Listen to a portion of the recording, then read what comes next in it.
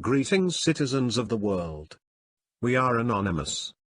On Sunday, June 12, 2016 at approximately 2 a.m., 29-year-old Omar Mir Sadiq Mateen began a mass shooting at the nightclub known as Pulse in Orlando, Florida.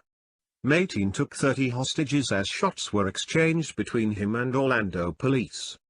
At 2:22 a.m., Mateen made a call to 911 pledging his allegiance to ISIS, the known terrorist organization. For 3 hours, police and Mateen were in a standoff until police SWAT drove an armored vehicle into the building, used stun grenades to disorient, then shot and killed Mateen. Over the day, the death count rose quickly to a total of 49 Americans left dead with at least 53 wounded. A message posted in Arabic on a dark website associated with the ISIS news agency Amaq said the armed attack that targeted a gay nightclub in the city of Orlando in the American state of Florida and that bore more than 100 killed and wounded was carried out by an Islamic State fighter. Although, the language that is consistent with previous announcements regarding ISIS was not present. FBI Assistant Special Agent Ronald Hopper stated that the Federal Bureau of Investigations had previously interviewed Mateen back in 2013 and 2014, although the investigations proved quote-unquote inconclusive. Today as Americans, we grieve the brutal murder, a horrific massacre of dozens of innocent people. We pray for their families who are grasping for answers with broken hearts. We stand with the people of Orlando who have endured a terrible attack on their city. Although it's still early in the investigation, we know enough to say that this was an act of terror and an act of hate. The FBI is appropriately investigating this as an act of terrorism. The shooter was apparently armed with a handgun and a powerful assault rifle.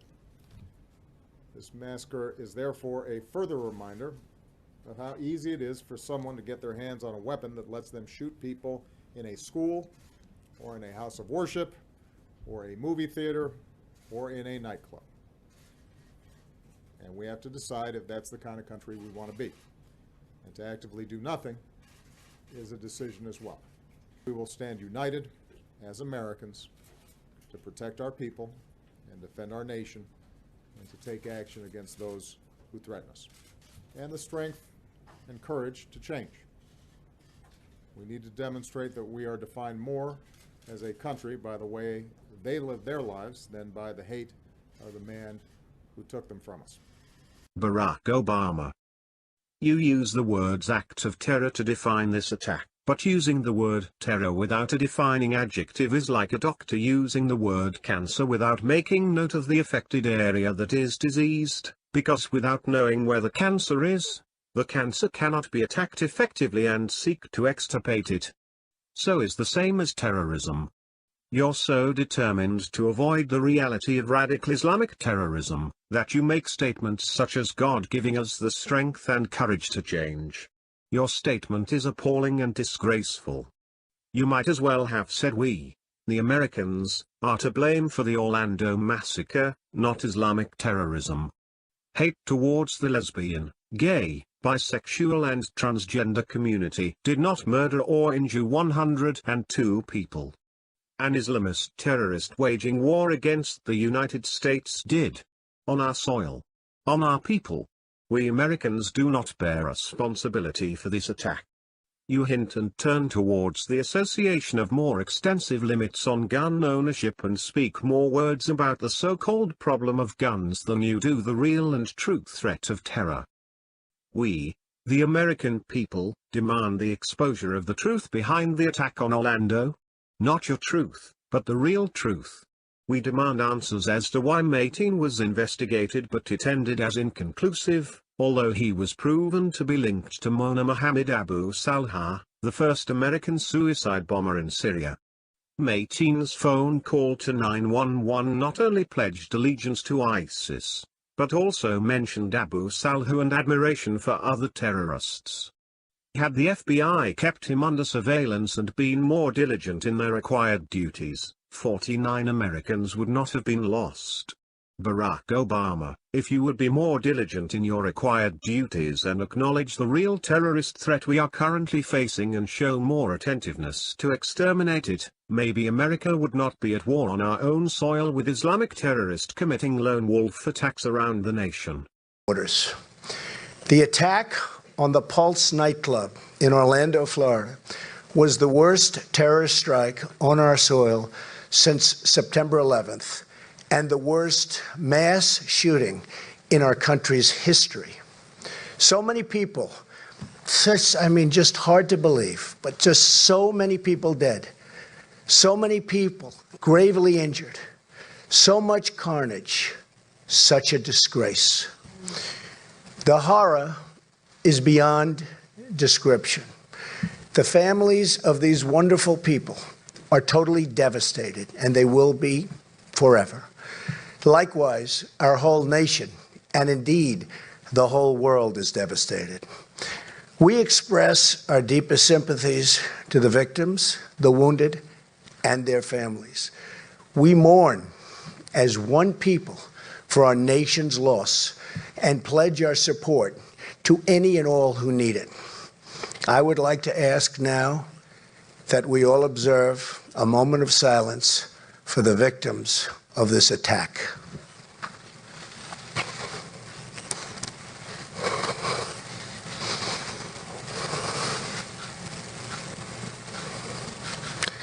Thank you. Our nation stands together in solidarity with the members of Orlando's LGBT community. They have been through something that nobody could ever experience. This is a very dark moment in America's history. A radical Islamic terrorist targeted the nightclub, not only because he wanted to kill Americans, but in order to execute gay and lesbian citizens because of their sexual orientation. It's a strike at the heart and soul of who we are as a nation. It's an assault on the ability of free people to live their lives, love who they want, and express their identity. It's an attack on the right of every single American to live in peace and safety in their own country. We need to respond to this attack on America as one united people, with force, purpose, and determination. But the current politically correct response cripples our ability to talk and to think and act clearly. We're not acting clearly. We're not talking clearly. We've got problems. If we don't get tough, and if we don't get smart and fast, we're not going to have our country anymore. There will be nothing, absolutely nothing left.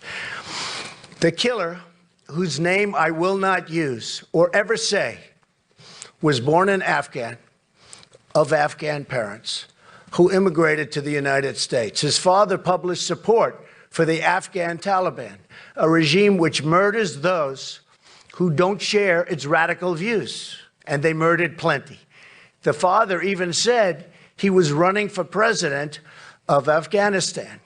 The bottom line is that the only reason the killer was in America in the first place was because we allowed his family to come here. That is a fact, and it's a fact we need to talk about. We have a dysfunctional immigration system which does not permit us to know who we let into our country, and it does not permit us to protect our citizens properly. We have an incompetent administration, and if I'm elected president, that will not change. I will tell you, that will not change over the next 4 years. We have an administration that will not change.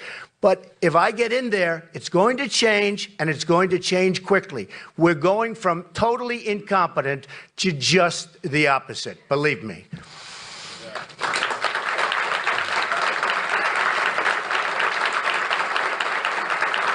Thank you. With 50 people dead, and perhaps more ultimately, and dozens more wounded, we cannot afford to talk around issues anymore. We have to address these issues head on. I called for a ban after San Bernardino and was met with great scorn and anger. But now, many years, and I have to say, many years, but many are saying that I was right to do so. And although the pause is temporary, we must find out what is going on. We have to do it. It will be lifted, this ban, when and as a nation we're in a position to properly and perfectly screen these people coming into our country. They're pouring in, and we don't know what we're doing. The immigration laws of the United States give the president powers to suspend entry into the country of any class of persons. Now, any class, it really is determined and to be determined by the president for the interests of the United States. And it's as he or she deems appropriate. Hopefully, it's he in this case. Thank you. I will use this power to protect the American people. When I'm elected, I will suspend immigration from areas of the world where there is a proven history of terrorism against the United States, Europe, or our allies, until we fully understand how to end these threats. After a full... Thank you. And by the way, we have no choice. After a full, impartial, and really long overdue security assessment, we will develop a responsible immigration policy that serves the interests and values of America.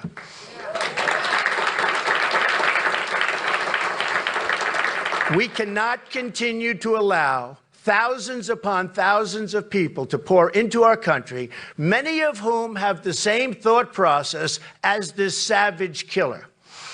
Many of the principles of radical Islam are incompatible with Western values and institutions.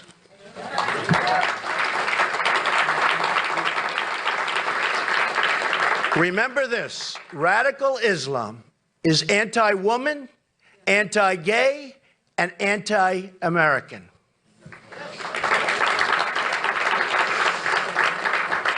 I refuse to allow America to become a place where gay people, Christian people, Jewish people are targets of persecution and intimidation by radical Islamic preachers of hate and violence.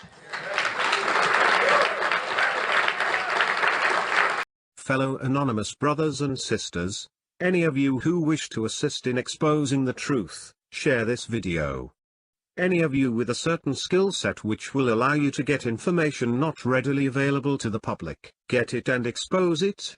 Under any means necessary, we must find the guilty and hold them accountable, and President Obama cannot keep our eyes closed on this matter, and we must open the eyes of the others who have fallen for his and the corrupt government's false propaganda. Whatever happened in Orlando, we must expose the truth, and nothing but the truth.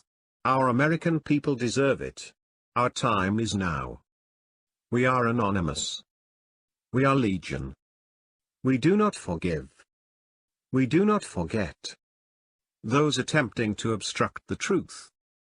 Expect us. Operation Expose Orlando engaged.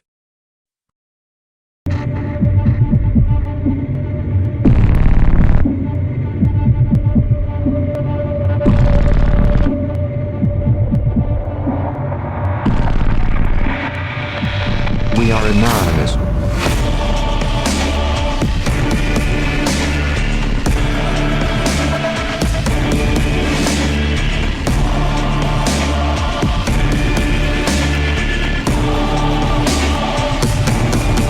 We are legion.